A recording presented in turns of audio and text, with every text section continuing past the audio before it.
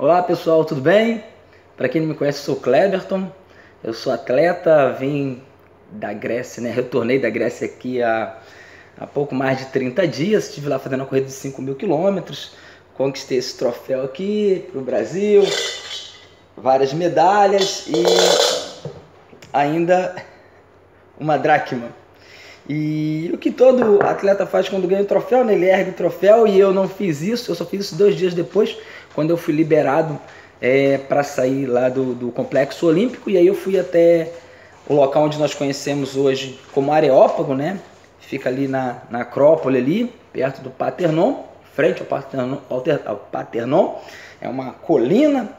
E ali eu ergui o troféu, né, dedicando ele ao Deus desconhecido.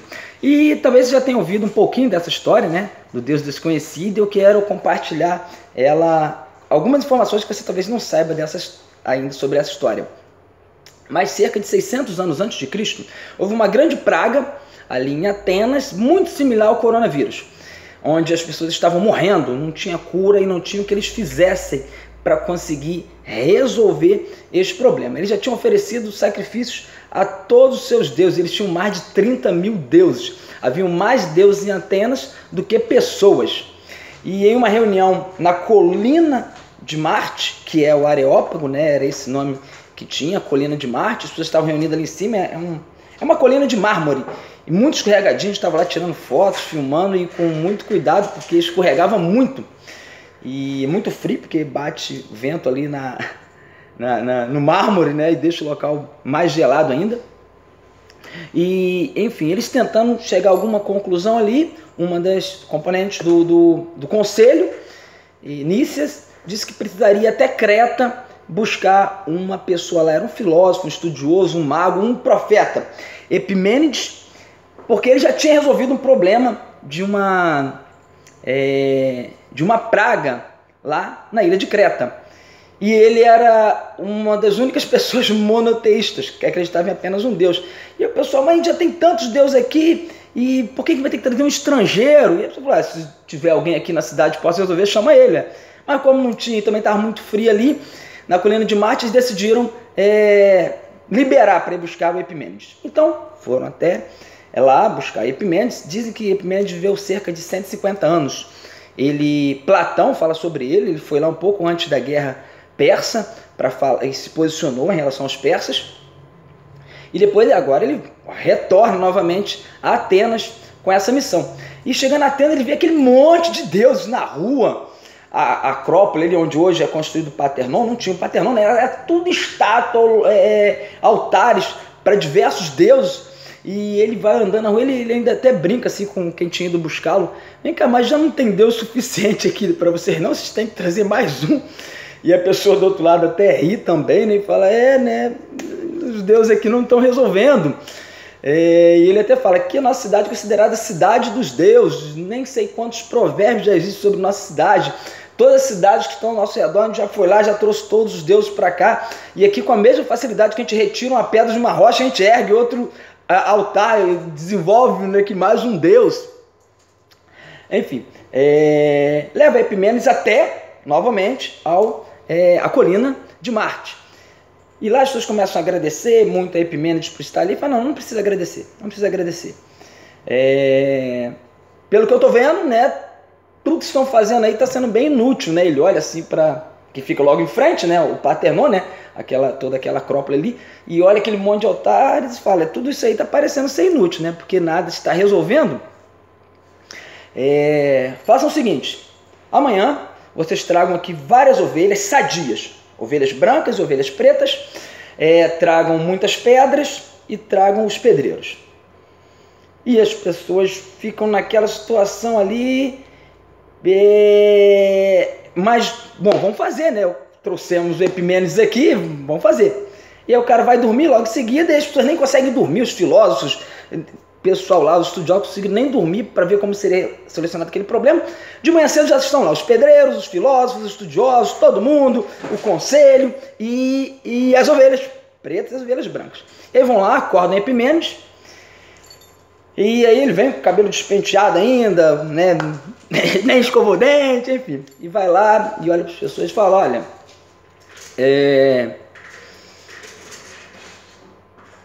nós vamos fazer o seguinte aqui. A nossa petição vai ser baseada em 3 suposições. Primeiro, eu suponho que ainda existe um Deus que está interessado em resolver esse problema. O problema, até voltando um pouquinho, eles acreditavam que foi em um momento de uma guerra lá que eles conseguiram vencer e aí prometeram que dariam algumas anistias e não deu, mataram as pessoas e acreditavam que era por causa disso que havia essa praga, porque eles não tinham sido fiéis ao que eles tinham prometido. Então, primeiro, acredito, a suposição de Epimênides, acredito que existe um Deus ainda interessado em resolver esse problema. A minha segunda suposição é que esse Deus é tão poderoso e tão bom que se nós orarmos a Ele, Ele vai ouvir a nossa oração e vai atender o nosso pedido de ajuda, mesmo sem nós o conhecermos. E aí nesse momento já se levantaram as pessoas, mas como assim a gente vai orar para um Deus que a gente nem conhece, a gente nem sabe o nome dele? E aí Epimênides fala, então essa é a minha terceira suposição. Esse Deus é tão poderoso e tão bom que ele não vai atentar para essa nossa ignorância. E aí pede para as pessoas, olha, prepare as ovelhas. Quando soltarem as ovelhas que ele pediu que não desse alimento a elas a noite inteira, elas tinham que ser ovelhas sadias e tinham que chegar de manhã ali super famintas.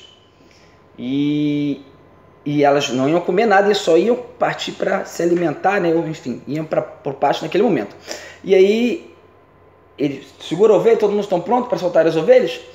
Em cima da colina. Então ele ora a Deus e ele pede a Deus que se ele poderia perdoar os pecados, o que eles tinham feito de errado, se poderia ser bondoso para com eles e poderia responder fazendo com que as ovelhas que soltassem, como uma resposta, essas ovelhas não se alimentassem, mas elas apenas dobrassem os joelhos, né, curvassem os braços e ficassem repousadas sobre os pastos verdejantes, no local que Deus quisesse que fosse feito ali o sacrifício a ele. E aí todo mundo falou, agora que não vai funcionar mesmo, as ovelhas estão famintas e vão sair agora, nunca vimos ovelhas tão famintas, vão sair agora pela colina aí, pelos pastos verdejantes e não vão se alimentar.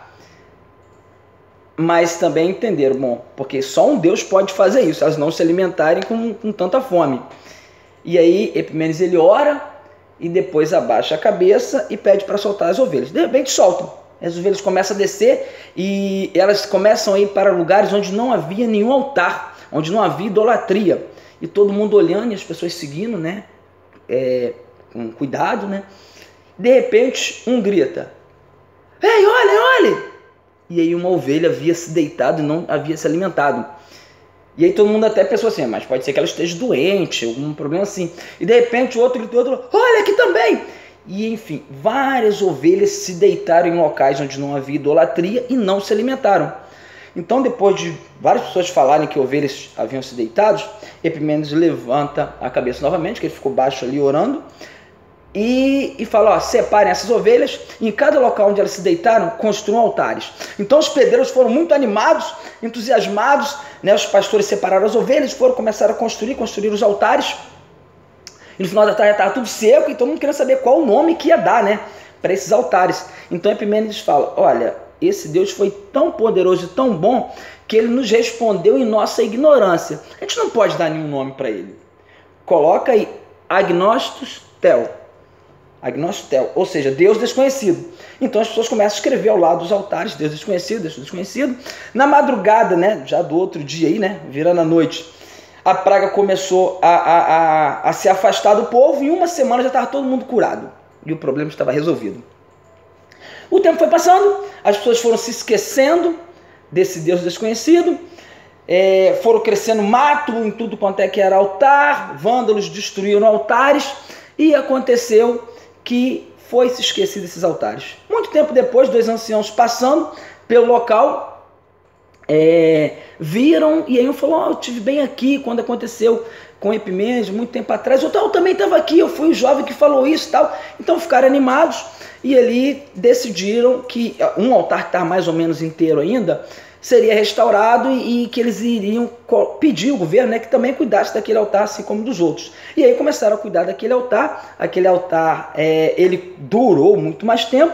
E aí passa 600 anos, Jesus vem, nasce, mostra os sinais, seus milagres, é morto, crucificado, ressuscita depois, inclusive foi ontem, né, que nós comemoramos a ressurreição de Cristo. E aí Paulo persegue os cristãos, Paulo que foi criado aos pés de Gamaliel, que conhecia a história de Epimênides, tanto que em Tito, Paulo, né, logo no primeiro capítulo, cita algumas frases de Epimênides, e lá no capítulo 17 de Atos, Paulo está ali em Atenas, esperando Silas e Timóteo, e as pessoas ficavam muito à toa lá em Atenas, procurando saber alguma novidade, alguma coisa para conversar e tudo mais, e estava ali na Acrópole, e aí Paulo estava lá apresentando Jesus e tudo mais, então traz Paulo, leva Paulo para o local Agnos Dei, Agnostitel, Deus desconhecido, para o Areópago, e ali pergunta que nova doutrina é essa que Paulo está ensinando. Aí Paulo fala, então, eu vim passando, aí tem esse texto lá em Atos 17, vi, né, vários altares e vi um chamado altar ao Deus desconhecido, e é esse Deus que nos apresenta. E aí ele começa a falar sobre Jesus Cristo. Bom, a gente está vivendo um tempo aí, né, pessoal, do Covid-19, ainda não tem cura, não sabemos como esse problema vai se resolver, e o que eu tenho feito e o que eu te convido a fazer é continuar clamando a esse Deus desconhecido, esse Deus que respondeu o povo 600 anos antes de Cristo, né? Estamos falando de 2.600 anos atrás, e curou aquela praga e as pessoas pararam de morrer. Esse mesmo Deus continua sendo poderoso, bondoso e capaz de responder a nossa oração, mesmo com toda a nossa ignorância. Que Deus abençoe a sua vida e a vida da sua família. Tenha uma vida dedicada ao Deus desconhecido.